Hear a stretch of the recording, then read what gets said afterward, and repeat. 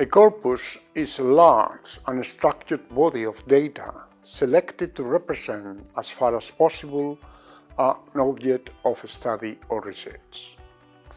Typical corpora are 1. A collection of text of documents, and b. A database of images, videos, or audios.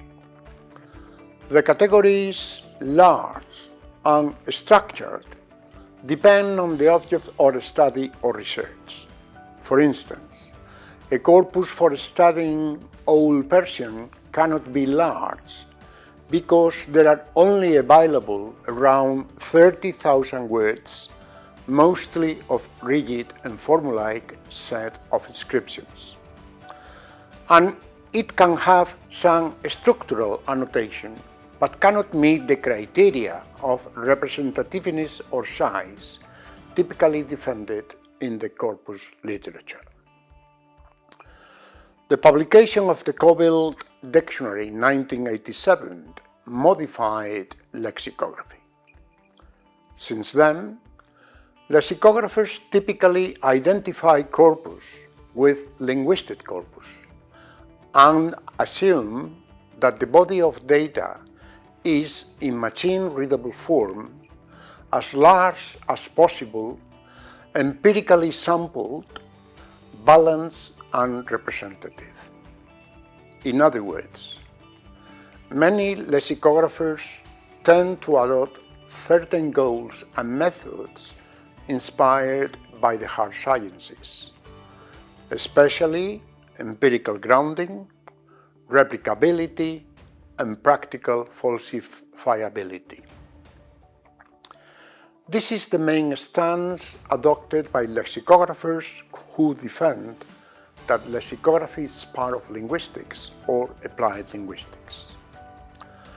I analyzed this approach in my lesson 2 of this course, and you can visit them if you like. Let's see how these lexicographers observe this relationship between lexicography and the hard sciences.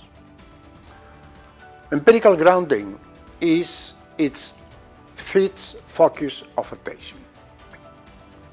Lexicographers began treating reference works as evidence-based products, relying on large corpora rather than intuition. This parallels the scientific ideal of observable, verifiable data. Replicability is its second focus of attention. Lexicographers assume that corpus-based lexicography or corpus-driven lexicography aims to provide transparent data sources, consistent annotation, methodological procedures that can be repeated once and several times. This is very similar to scientific replicability, where other researchers can test or reproduce results using the same dataset. To the best of my knowledge, nobody has intended this ideal. And finally, practical falsifiability. Practical falsifiability is its third focus of attention.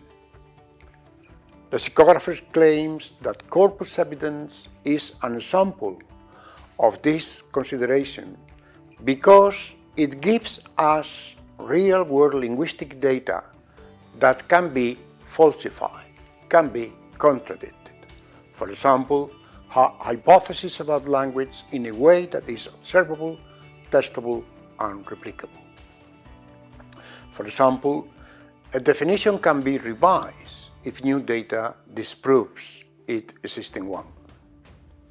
A uses label, for example rare, informal, etc., can be falsified by frequency counts. The collocation hypothesis can be tested against actual distributions. In short, they can be contradicted.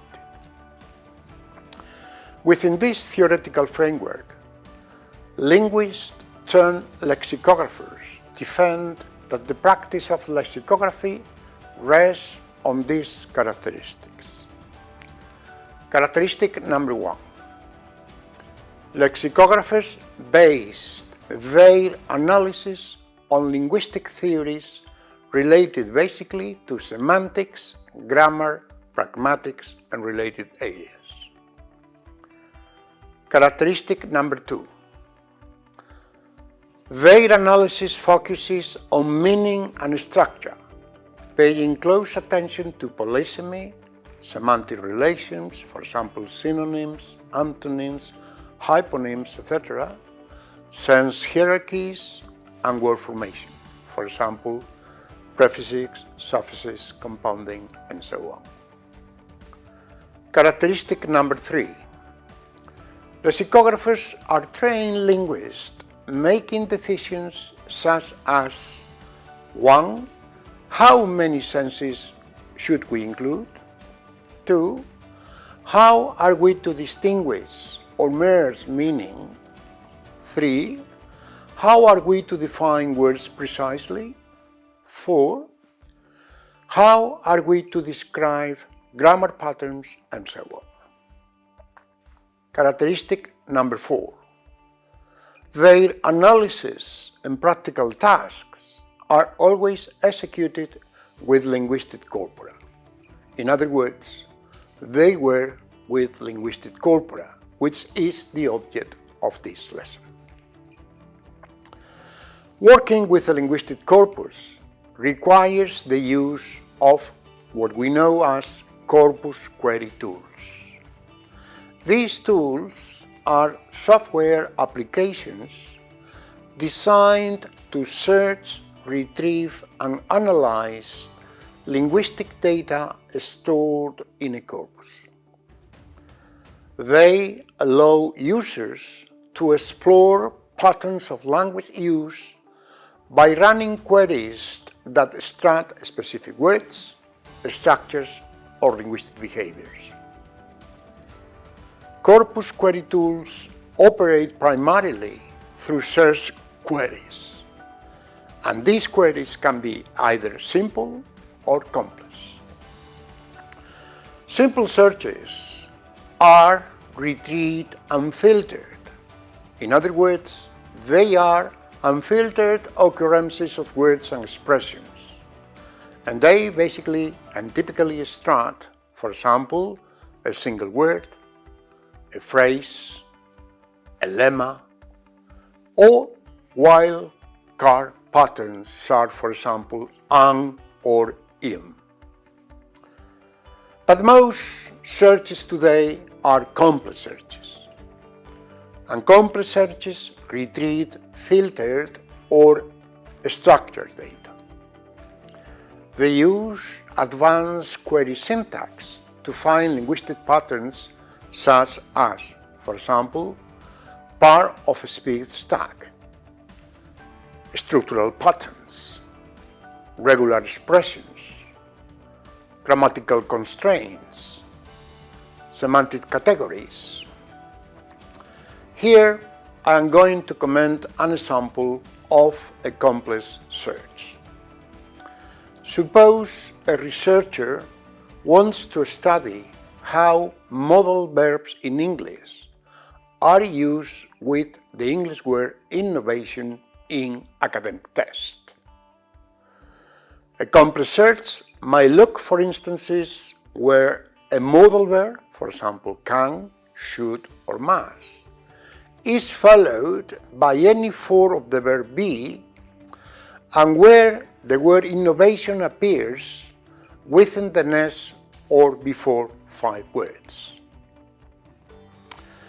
It can be formulated as shown in the slide, which contains the verb be, the range 0 to 5, and the modals can, should, and must.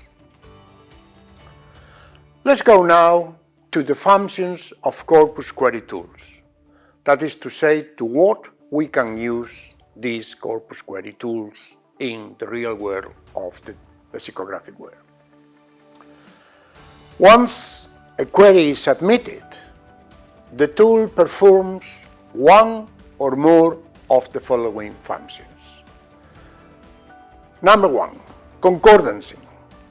Concordancing is the process of collecting, organizing, and analyzing all the occurrences of a specific word, phrase, or linguistic pattern within a corpus.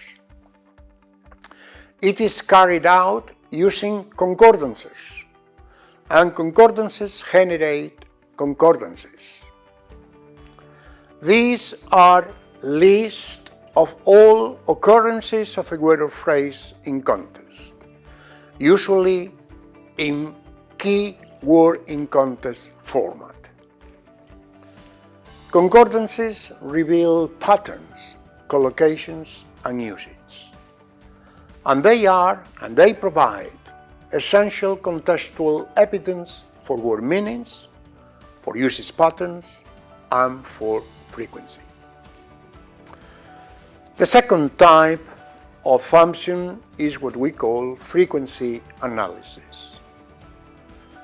A frequency analysis counts how often words or patterns occurred in the corpus.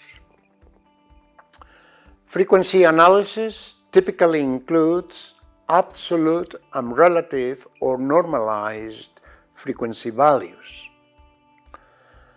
Relative or normalized frequency values is linked to keyness, and keyness identifies words that are significantly more frequent in a target corpus than in a referent corpus. Keyness is often calculated using a statistical test such as the log likelihood test or the chi-square test. The third function we are mentioning now is collocation analysis. A collocation analysis identifies words that statistically tend to occur together. For example, strong T instead of powerful T. Collocation analysis reveals typical combinations, uses preferences, and connotational patterns. Examples of these are, for example, heavy rain, commit a crime, and highly likely. Another function is what we call colligation and grammatical patterning. And colligation and grammatical patterning examines how words behave structurally in sentences. For instance, if decide to plus verb versus decide that plus clause. Another function is keyword extraction. Keyword extraction extracts words that are unusually frequent in a given text or corpus compared with another. For example, we have n-clan cluster extraction.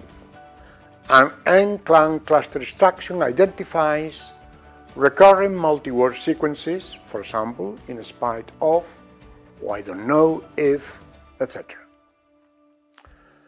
Another function is what we call part of speech searches.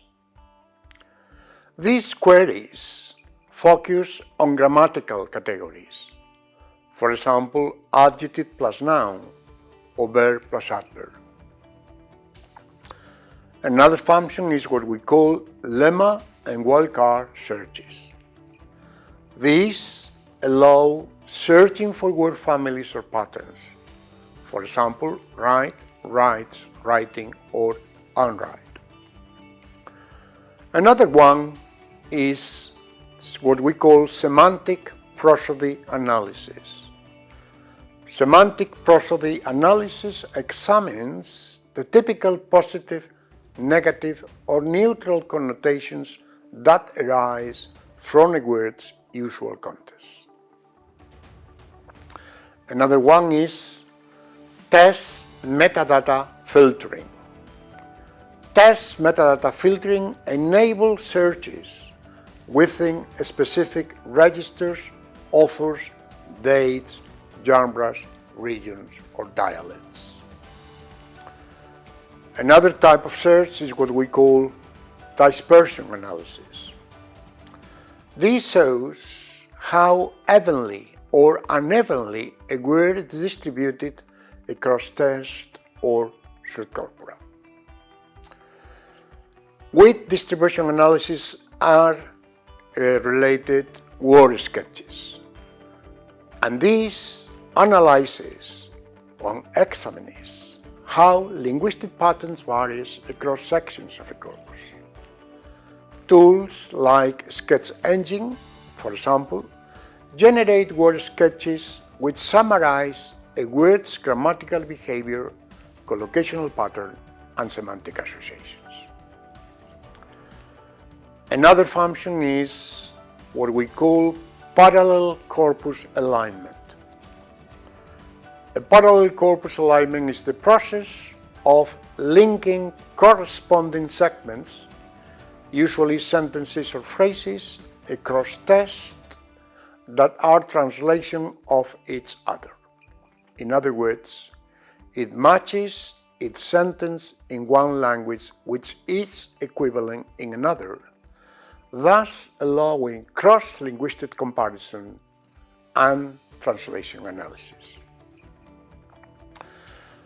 And finally, for this lesson, we are going to show now how the results are typically displayed when we use the corpus query tools I mentioned before, or the functions of the corpus query tools I had mentioned previously. Corpus query tools typically present results in formats such as, first, keyword in context lines. You can see an example in the slide. Frequency list. You can also see an example in the slide. Collocation tables. You can also see an example in the slide. Distribution or dispersion graphs. You can also see an example in the slide. Word sketches. There is an example in the slides. And finally, concordance plot. And you can also see an example in the slide. Thank you very much.